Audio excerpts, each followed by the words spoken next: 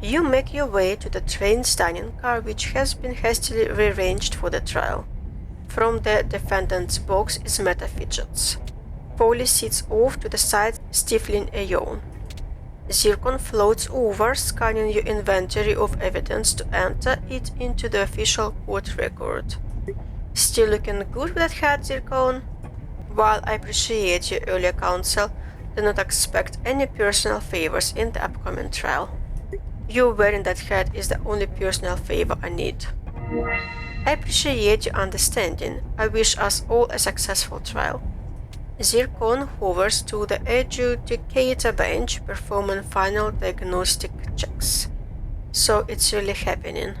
Good luck, Billy. Don't worry. Since it's your first time in court, I'll be your co-counsel. Plus, I'd give anything to wipe that smirk off Oberon's face.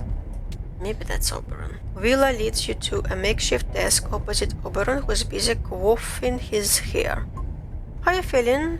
And give it to me straight. I can read your mood like a picture book. I feel ready to take on the world. Confidence. That's what I love to hear. Sure, it may be my first time defending someone, but I've just got a feeling that everything will turn out. I just did a little mood reading on Scowly Face Oberon over there, and fun fact, he's feeling the exact same way. Well, that's encouraging. Zircon hovers up to the adjudicator bench. Excuse me, Zircon, what are you wearing? My physical appearance has no bearing on the proceedings. Love the new look, Zay. Now, if everyone is finished interrupting, this is case number 45123117A.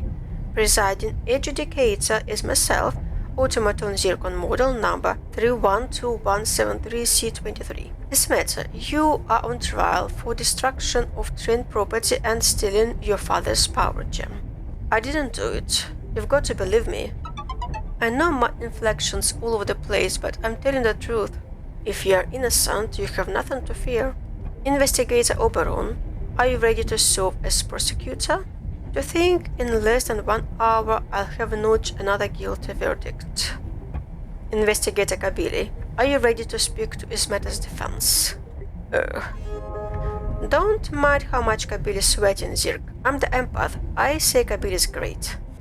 Oberon, would you begin the trial by presenting your findings?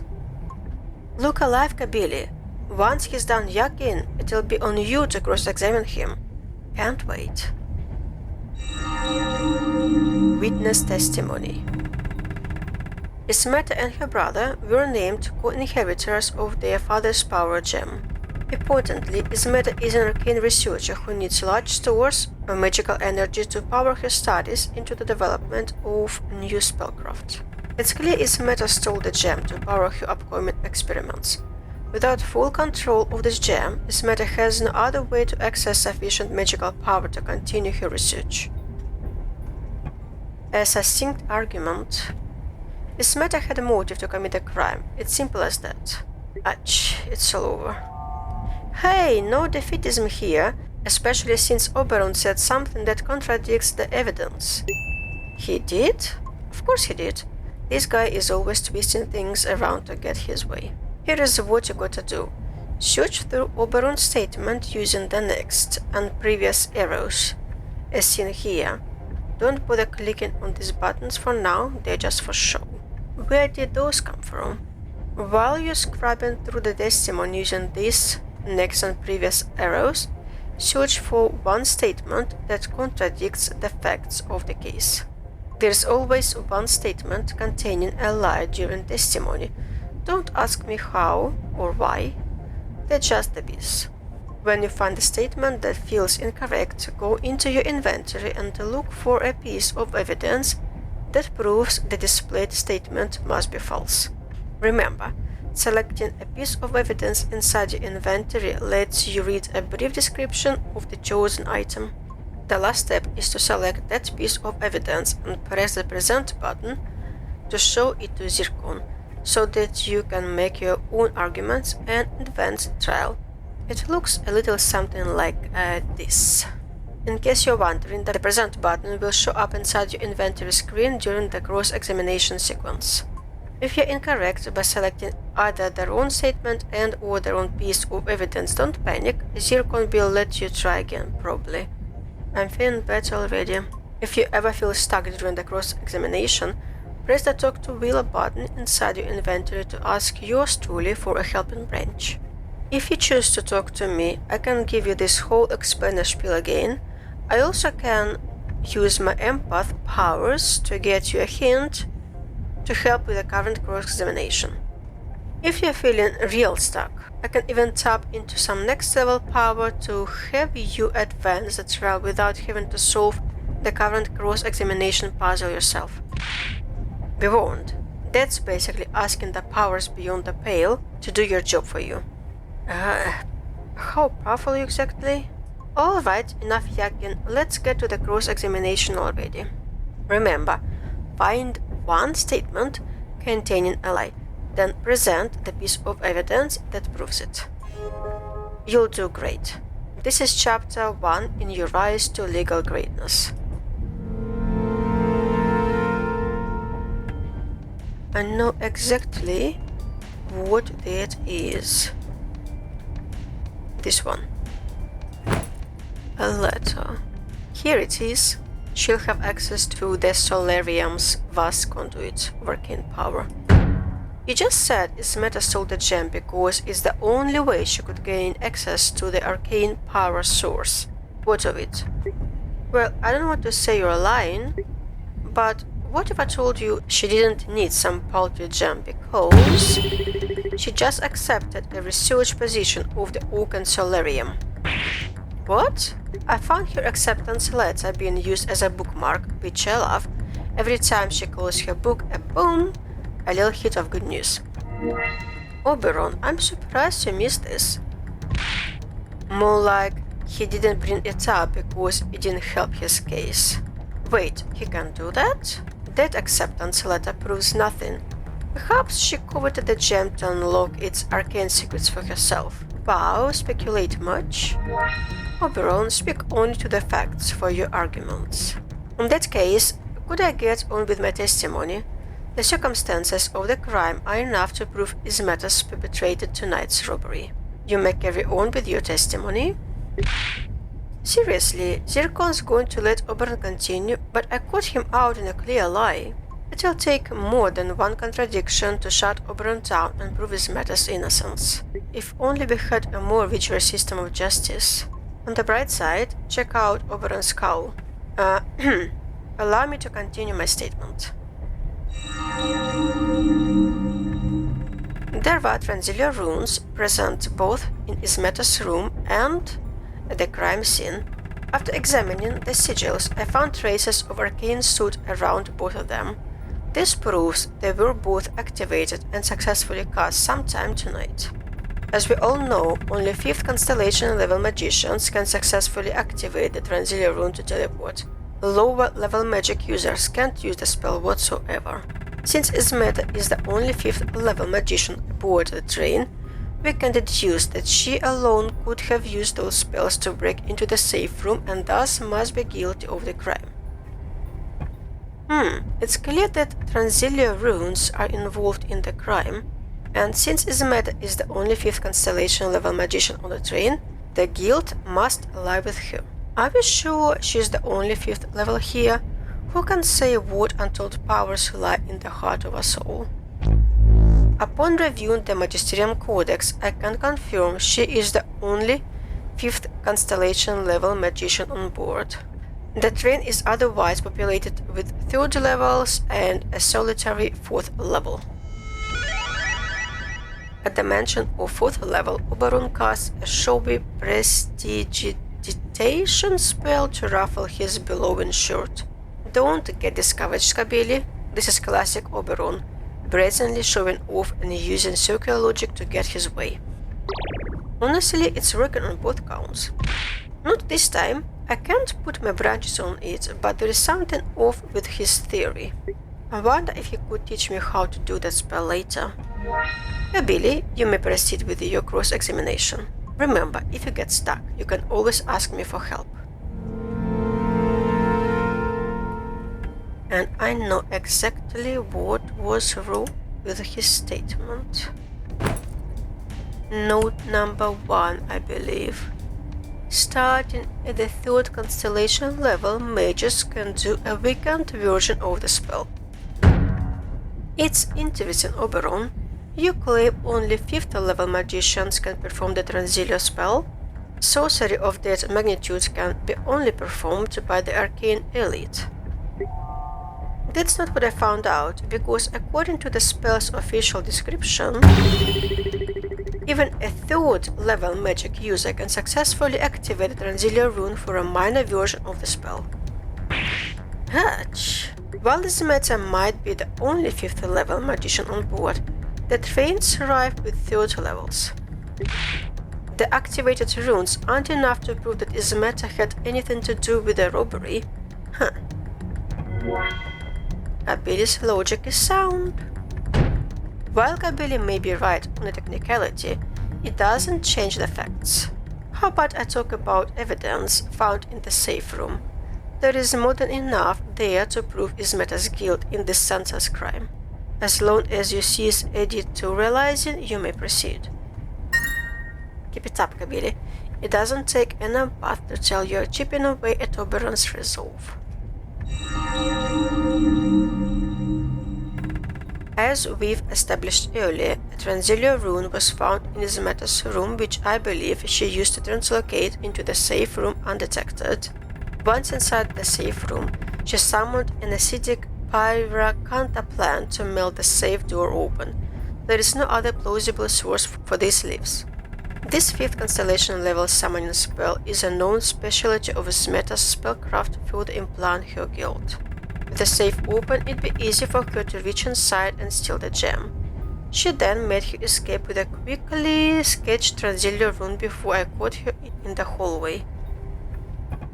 So you believe the safe was broken by a magically summoned pyracantha plant? The evidence speaks for itself, and as we've just established, Ismeta is the only 5th constellation level caster on board the train. The truth is taking shape in my crystalline processing unit. Quick, Kabili, get to cross-examining him already. Find that contradiction. Actually not sure what the contradiction is. I can only assume that the leaves are from the BLT sandwich. When I first saw the leaves scattered around the safe, I noticed they were covered in unusual red flecks. So it got me thinking, what if this isn't a pyro whatever plant? If you can't pronounce the plant's name, how can you expect to identify it? I'd wager this isn't some magical acid plant. I'd bet anything it's actually ordinary lettuce. Lifted straight from this bit lettuce slice and tomato sandwich. What?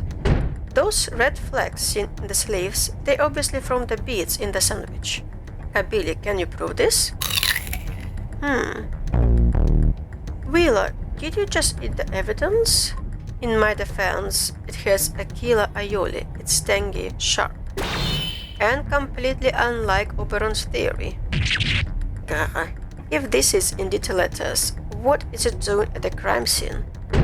I'd bet it was planted to frame Ismeta, who is known to be familiar with the Paracantha plant spell, before the defense breaks out the champagne to congregate themselves. I just realized something. Why did my whole body tense up? It's actually embarrassing. Earlier tonight, I found the slip of paper and never submitted it for the review. And you only remembered it now?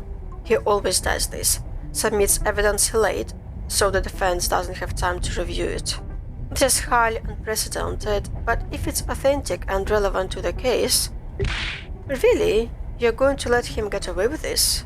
I'll allow this evidence to be entered into the record. I know Zircon said they wouldn't grant me any favors, but come on.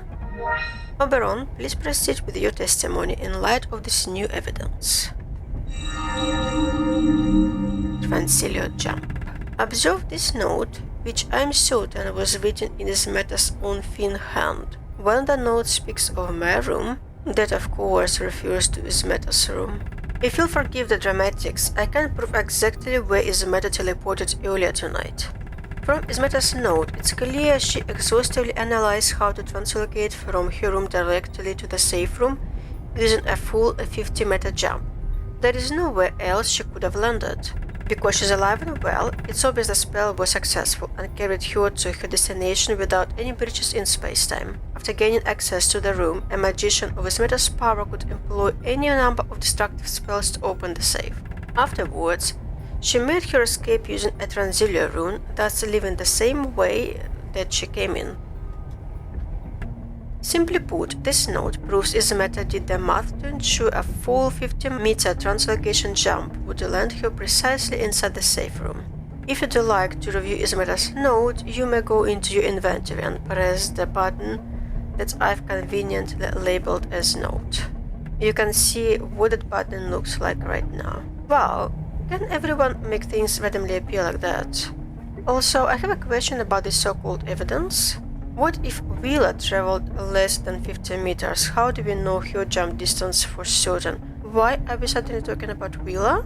After a thorough examination of the scorch marks around the room, I can definitely say this rune was used to translocate exactly 50 meters. That probably was a typo. Really? And you're only telling us now? It wasn't pertinent until this moment. The forensic evidence is conclusive. The Transilia rune inside Ismeta's room was used for a full 50-meter jump. Well, what about the incomplete scribble in the lower right-hand corner of this note? It looks like something got cut off. It's drivel, mindless scribbles while she works out the math of how to translocate to the safe room. What about where'd she get that paper? Is it anything?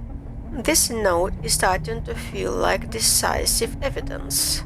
I know Oberon's got us in a headlock, but you got to find something wrong with this note, or it's all over. I thought you were supposed to be encouraging. I'm just being honest, this paper sucks for us real bad. And the scorch marks around the rune seem pretty inarguable. I have to assume this spell was used for a jump that traveled exactly 50 meters. Kabili, we await for your cross-examination. Don't get discouraged, Kabili, you can do it, probably. I believe that the train ticket will help here, because if the train travels with a pace of 10 meters per second, then the Transilio spell would have worked for 40 meters instead of 50. Right? Judging by this map, Oberon claims that Ismeta's 50-meter translocating jump would have landed her exactly in the safe room. I thought you were speaking to Ismeta's defense. Oberon would be absolutely correct in his assumption, but he forgot to account for one thing. The speed of the train. What? The Transilia spell doesn't teleport the user instantly.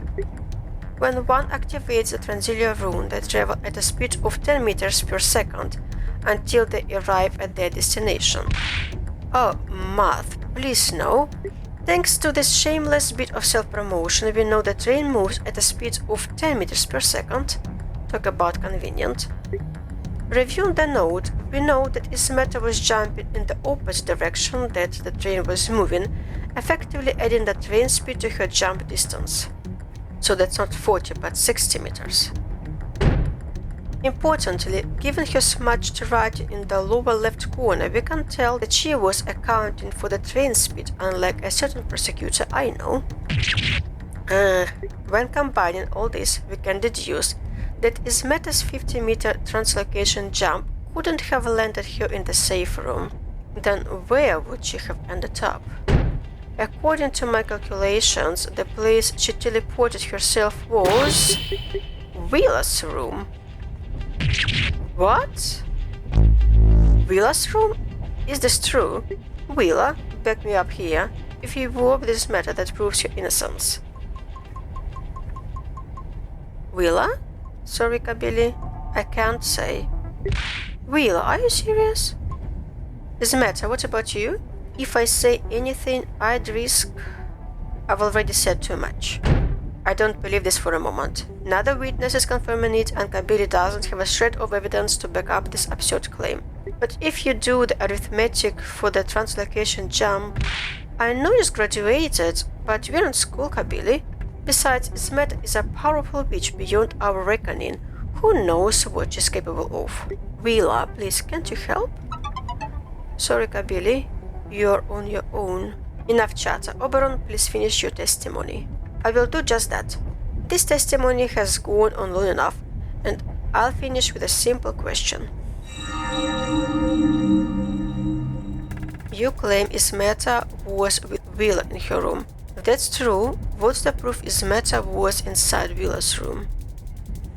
If you don't have proof, then your theory falls apart. Simple as that. Well, Kabili, what do you have to say for yourself? Any chance you've changed your mind about helping Willa? Cool. Very cool stuff. Okay, all I need is one final piece of evidence. Do we have such evidence? I can think of only the necklace. Oh! 2 maple fizzes and 2 ginger root sours ordered by Willa in her room, right? No, that's not it. Okay. Then it will have to be the necklace. Did you know that Willa's necklace is no ordinary accessory? It's a mood pendant that lights up responding to her changing emotions.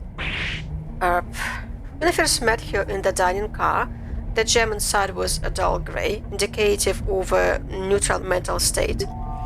But then when I met Willa during my investigation, I saw her necklace was radiant blue and filled with brilliant energy.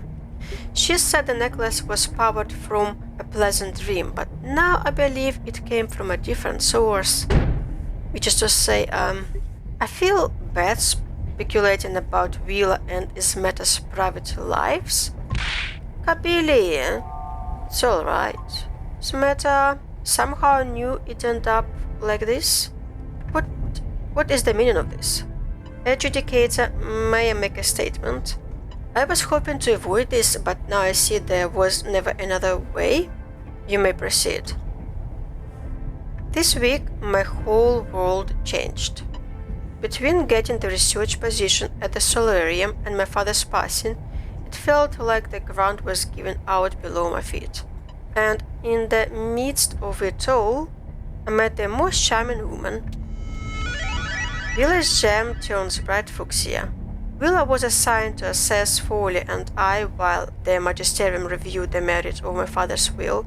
From the start, I knew it was improper to get involved with anyone from the magisterium while they were reviewing my father's estate. Even so, talking to her made me feel grounded, relaxed, happy. We weren't planning to do anything, but then we ran into each other in the dining car. We got to talking, had a few drinks, well, at least a few. We stayed in that corner booth until last call and thought, why not meet up later this evening? No expectations, keep things casual.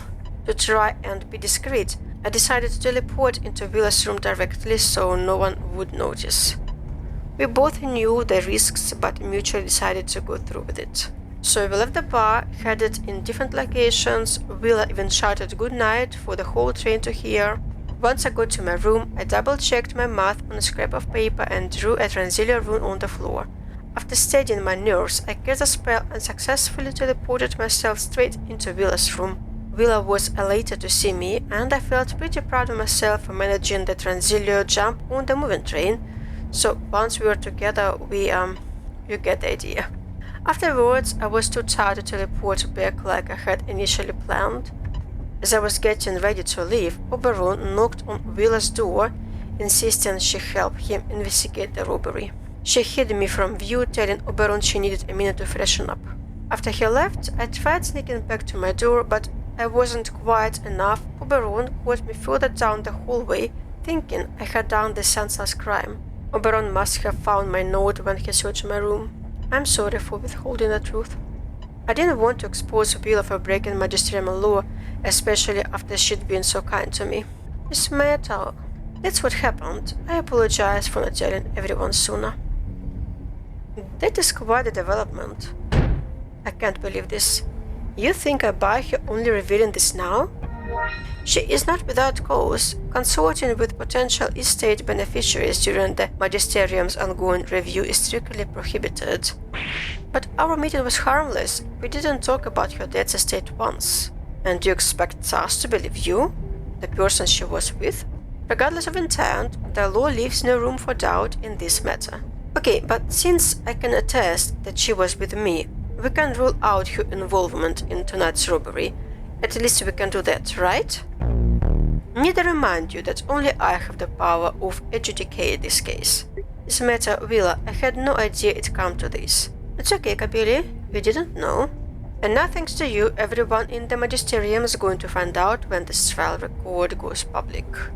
Oh no, Willa. Our feelings aside, it is magisterium policy to report the truth of all things no matter the consequences. Zircon's singular eye takes on an uncharacteristically somber look. Zircon, you okay?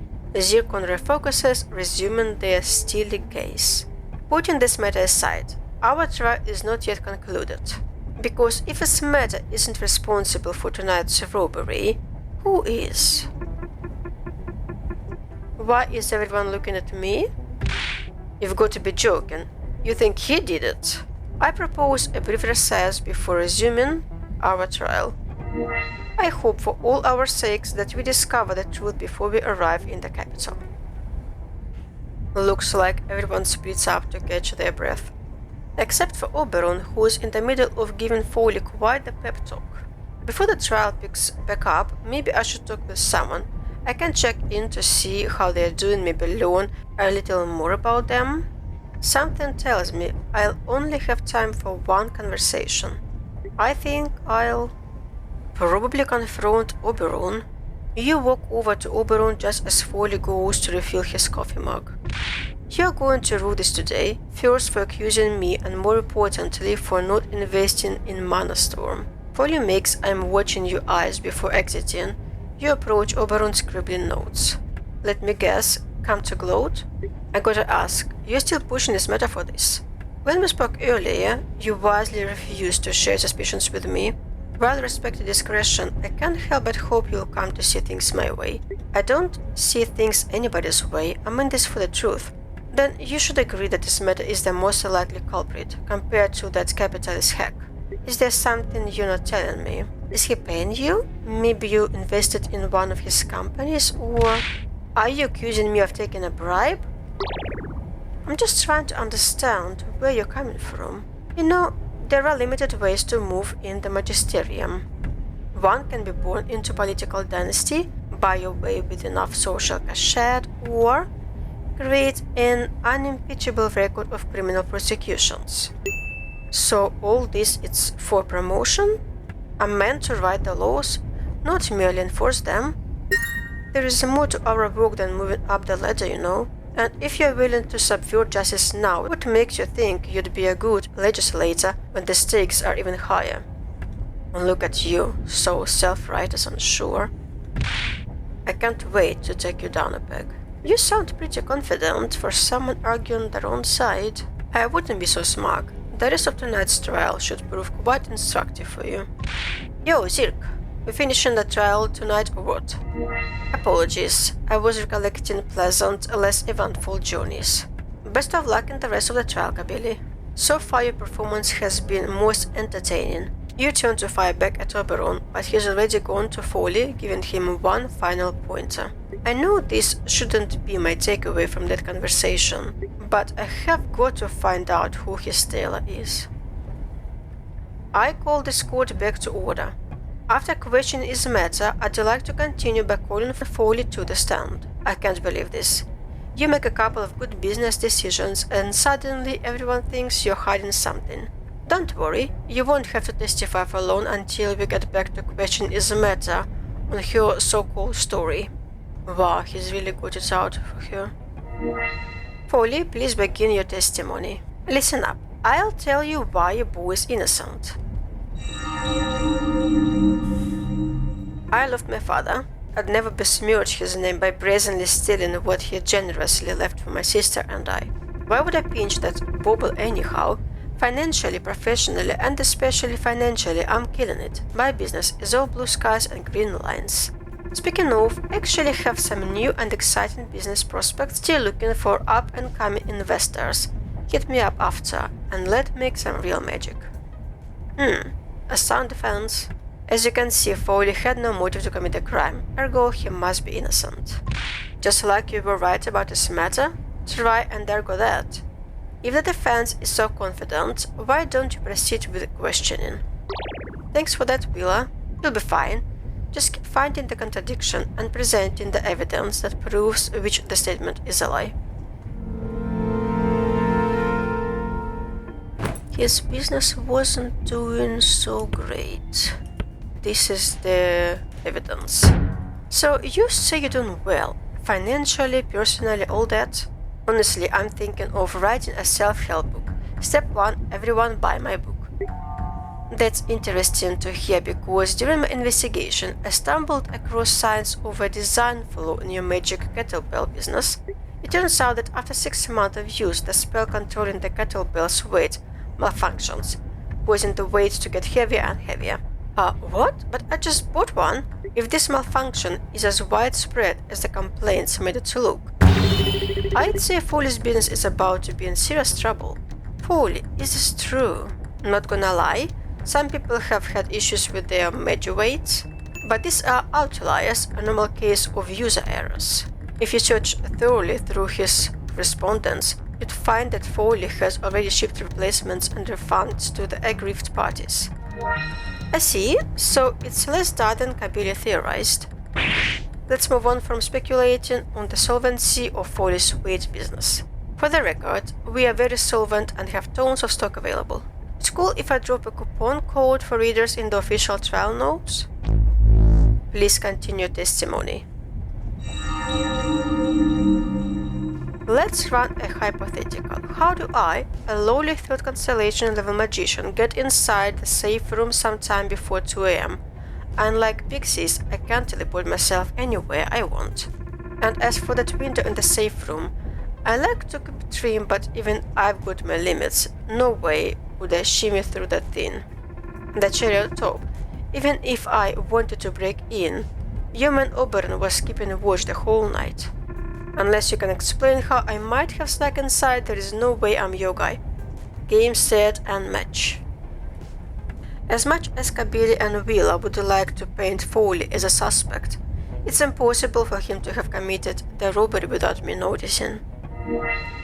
Oberon makes a cogent argument. Oh yeah, wait until you hear what Kabili's got to say. Hey, don't push me, my arm doesn't bend that way. So I have a thought. Hornet Jackfruit Bliss, 1:17 am, ordered by B.O.B. Oberon wasn't keeping watch the whole night. Foley claims Oberon was watching the door all night and that he never once took a single break.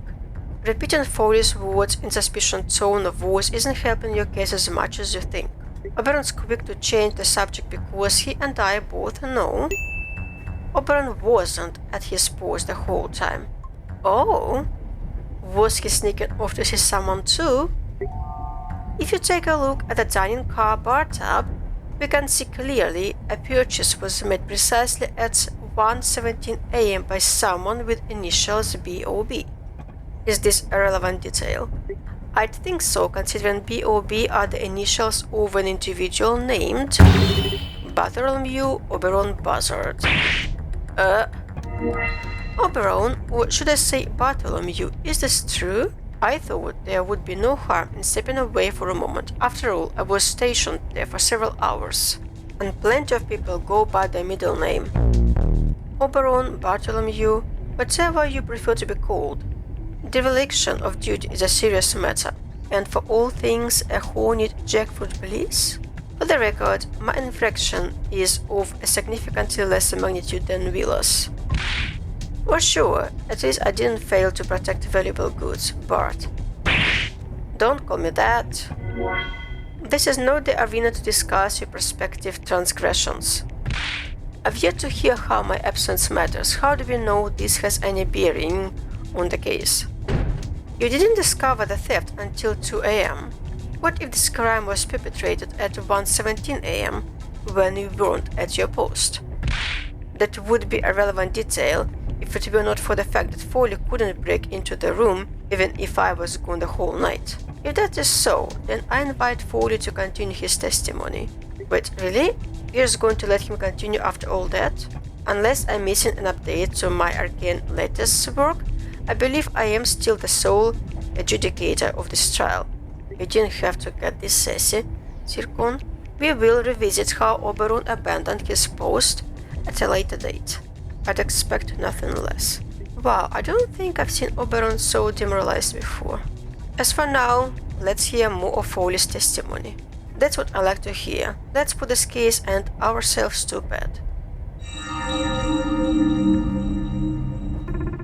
So Oberon stepped away for a few minutes, a big whoop. That doesn't change a thing. I was asleep in my room when the crime happened.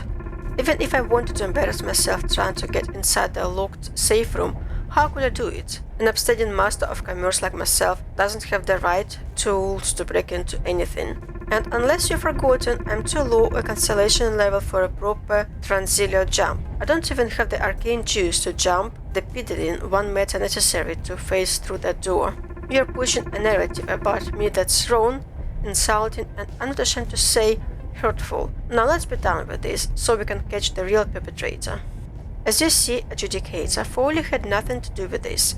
There is no evidence tying him to the safe room, and he's without a means to gain entry. These are valid points. Unless Kabili and Wheeler find something that ties Foley to the crime scene, I see no reason to continue interviewing him. What? But we just established he had a clear and free time frame to break in. Hey, no spiraling. There must be something connecting Foley to the crime. Here is hoping I can find the evidence. Kabili, begin the gross examination. Well, we have knitting needles, and that's all, to be honest.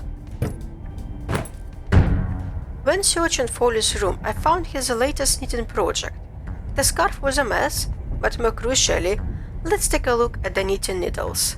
You take that back about the scarf. The metal on this needle is bent and pockmarked like it's been improperly used. Kabili, where are you going with this? I bet if we test this knitting needle in the safe room door, I'm sure the damage would be consistent with the needle being used to pick the lock. Foley, do you care to explain this? Your Honor, Kabili is twisting Foley's knitting experience to try and place him at the scene of the crime.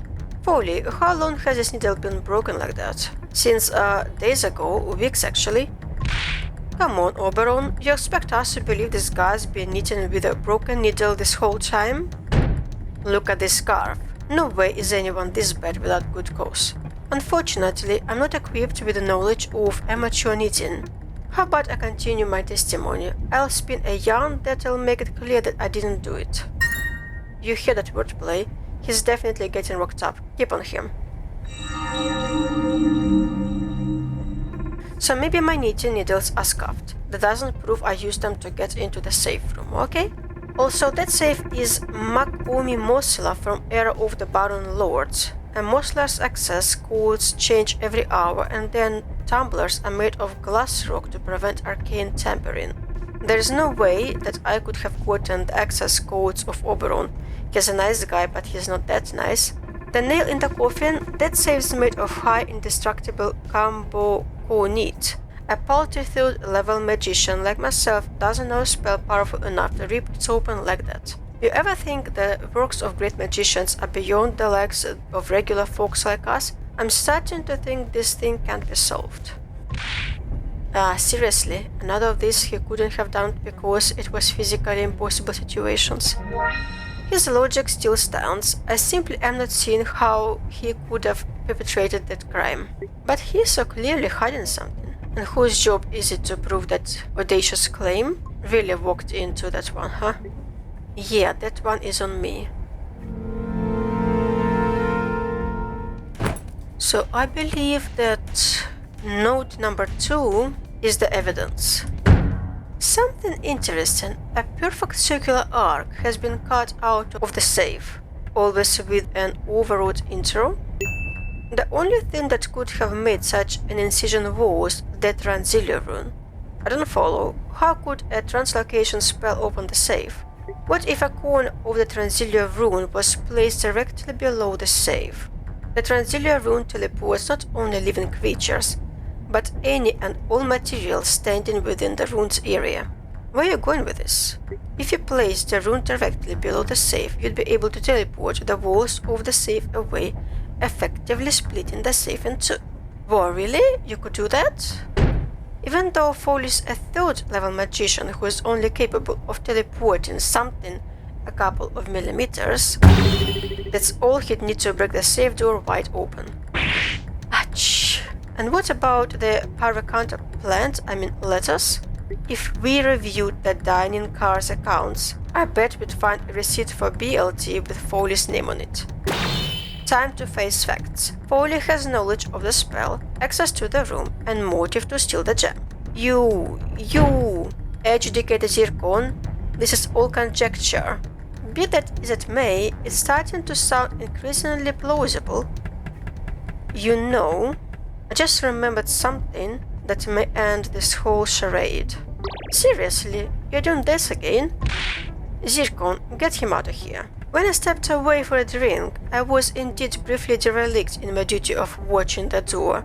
But after receiving my drink, a process which only took 2 minutes, I sat in a chair, giving me an unobstructed view of the safe room door. Though it's possible Foley could have broken into the room while I had my back turned. It's inconceivable that he would have enough time to do all this subterfuge and then sneak out the door without my notice. Yeah, but what if he was real sneaky? I will not tolerate baseless supposition in this court. It was worth a shoot. In light of Oberon's update, how about I put the finishing touches in my testimony? In plain terms, I can spell out how I couldn't have done this crime. Easy street. Let's put an end to this waste of our time once and for all. I look forward to hearing what you have to say. That makes one of us, am I right, Kabili? Why is Zircon still glaring at me? So let's go along with your deluded theory that I somehow did this. I steal the gem, but then how do I escape without being seen? As I keep reminding everyone, I don't have superpower magic. Unlike Azmeta, the Incredible, I can't just swoop, teleport back into my room. There is no roof access, no possibility of escaping through the window. I'm stuck in that room, hypothetically speaking, of course. The only logical explanation is that I didn't escape that room because I'm not the one who stole it. You're asking the wrong questions. I'm not your guy. Someone else must have done this, maybe somewhere in this very room. Seriously, that's not testimony, it's a more circular logic. If Foley had no plausible egress from the room, Kabili's theory of him committing the crime cannot stand. Kabili, I can sense Foley's close to cracking. Just one more contradiction and you'll snap him like a breadstick. Crack. Kabili, begin the cross-examination.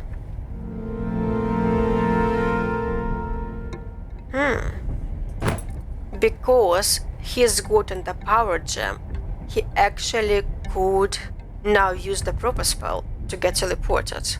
So, let me see. Superpowered magic. So, you steal the gem and are confronted with a problem. You need to escape, but you can't go out the front door in case you are seen. Ordinarily, you can only teleport yourself a few millimeters, but these weren't ordinary circumstances, will they? Just get to the point already. When Foley opened the safe, he had in his possession the power gem. Foley never needed to worry about an escape route. The object of his highest powers, the perfect getaway. By using the stone, he could power the Transilio spell up to the 5th level and successfully teleport back to his own room. But what about the missing Transilio rune? If your theory is true, there should be 2 Transilio runes inside the safe room. Wasn't there smudge of something below the safe? I'd bet that smudge was from Foley trying to wipe away evidence of his first rune. He couldn't hide the second one because he used it to teleport himself away. So Foley had motive, means of entry, and a way to escape. All I hear is conjecture, baseless accusations being lobbed at Foley, a pillar of the community.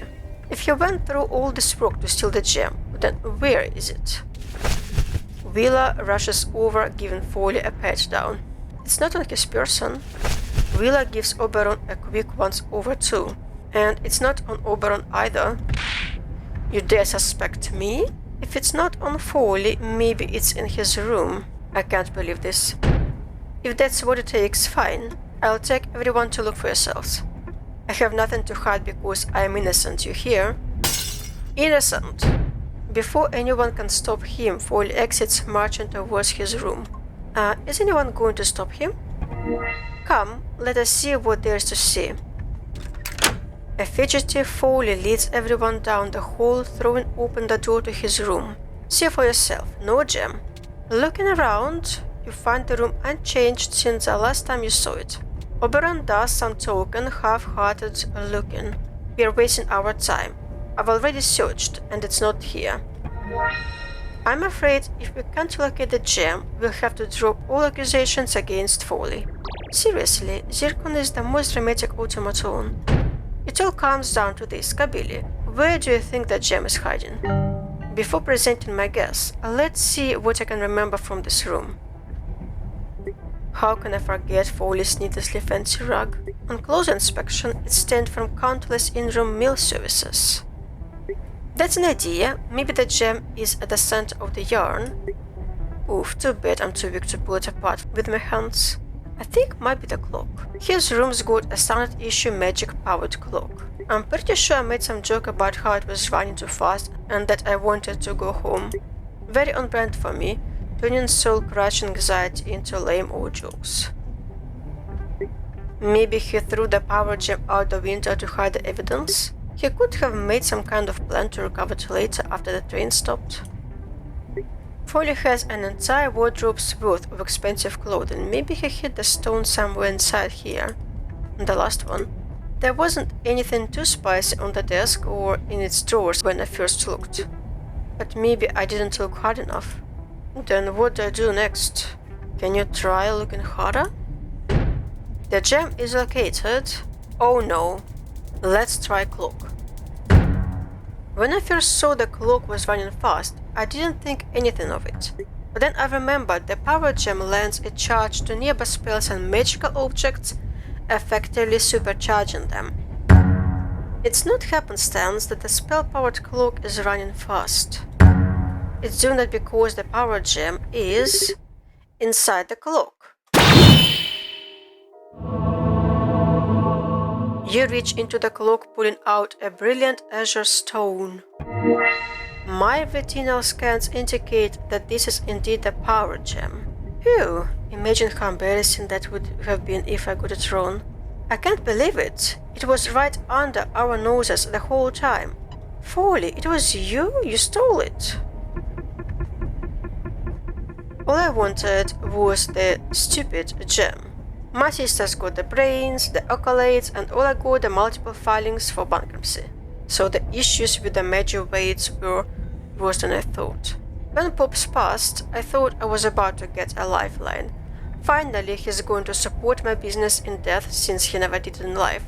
But then the magisterium sticks its nose where it doesn't belong by reviewing his will, holding everything up. Instead of doing me a solid, the only thing the magisterium releases is this power gem.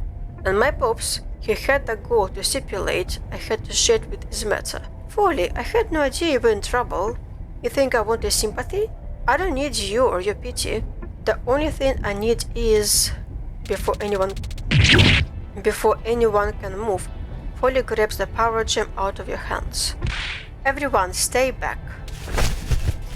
Foley flips over the rug, revealing a Transilia rune drawn on the flip side. Look out, the rune's ready to pop. Don't magic me. Foley, let's be reasonable. I tried that. This is all I've got left. Do not do that, citizen. Whatever, you floating eyeball automata. I don't have to do what you say, what anyone says. Foley, please, we can still fix this. What's to fix? Everyone got exactly what they wanted. The magisterium solved their case, you get to stay the perfect daughter, and I get my prize. See you never, chumps! Huzzah! Foley teleports away in a burst of light. For a moment, no one says anything. Then, everyone speaks all at once. Branch and Finger check. Everyone in one piece? He got away. Quick, someone go after him. By the time I'd get my wand, he'd be long gone. The culprit escapes. A most regrettable conclusion. I can't believe it. The papers are going to have a field day with us. Of course, that's what he's thinking about. Ismet, when we arrive in the capital, we'll need an official statement about what's transpired here, for all the good that's going to do. Foley, if only I'd known. Ismet, you may return to your room until our arrival. I will come by to collect you before we disembark. Ismeta sighs, walking out without another word. Poor Ismeta, I can only imagine what she's going through right now.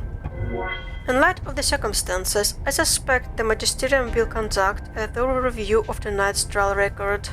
Oof, sounds like your girl's definitely in for some trouble when we get into town. More importantly, I wonder what they'll do to me. Maybe there is a way to find a silver lining, you two? Perhaps Kabil is right. I just need to find some way to spin this in my favor.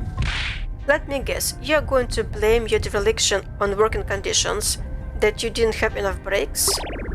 Wheeler, don't give him any ideas. Oberon narrows his eyes, already hatching a plan. Despite its unexpected outcome, I announce today's trial officially concluded. Everyone should rest while you're able. Expect you all at the Magisterium office by 8 chimes sharp. I wonder which peak coat I should wear for when we arrive. And just like that, I'm off to go see Ismeta, my room. I hope you pick an ugly one, Bart. Everyone turns to go, heading in different directions. Looks like everyone's splitting up for the night. Or is it morning? If I hurry, maybe I can talk with someone one-on-one before I turn in. Considering how late the trial went, something tells me I'll only have time for one person. I think I'll check in with Willa in this matter. You find Willa and this matter in her room. Hey, it's everyone's favorite Arcane Investigator. You don't need a minute? I don't want to intrude. Intrude away. I'd like to spend as little time as possible with my own thoughts. Easy. I should have known something was up with Foley. He was never one to write, but the past 6 months he sent me all these letters talking about the most boring, stupid stuff. I'm so sorry, Ismeta. I just assumed everything was fine, that he was struggling through it the same way we all do. You'll see him again? You're not a fortune teller, are you? I wish, but sometimes I just know. Here is hoping. Thanks for all your help today, both of you. Only wish you didn't have to go down that way. But what are you going to do? For all the advances in spellcraft and magic, there will always be things we don't have any power over. Sometimes I hate it here. Don't we all? No one says anything, watching the moon sink below the horizon outside. At least you're cool. Both of you, but especially the one of you with hood librarian vibes. Wheeler, the solarium's not too far from the capital, right? Just a train ride away. Oh, trains. My new least favorite way to travel. Ismeta bursts into laughter, making Wheeler light up in relief. After the tension and exhaustion of the night, you're glad to see them joking like this. You know, I think I'm going to head out. Wheeler and Ismeta make half-hearted pleas for you to stay, but you think it's best to give them time alone. You make your way to the door. See you when we get there. They barely notice you as you shut the door behind you, returning to the hallway. Looking outside, you see the swells of the river Metis. The capital must be close. Retire to your room and conclude the case. Here I am, back again. It feels somehow wrong that after everything that happened, this room is exactly as I left it. You change back into pajamas, laying down on the bed. I bet my folks will be proud to hear I solved my first case. I can practically hear them congratulating me now.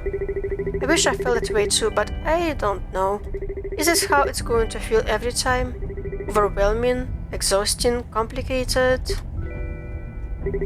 At least I didn't embarrass myself too bad. Choo-choo!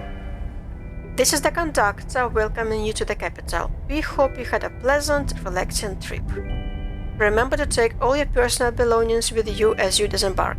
We hope you'll travel with us again, wherever your next journey takes you. Billa pokes her head into your room. Yo, Billy, want to hit up a discount tea shop with a Smet and me before work? They have a chamomile that is just to die for. Hey, you in here?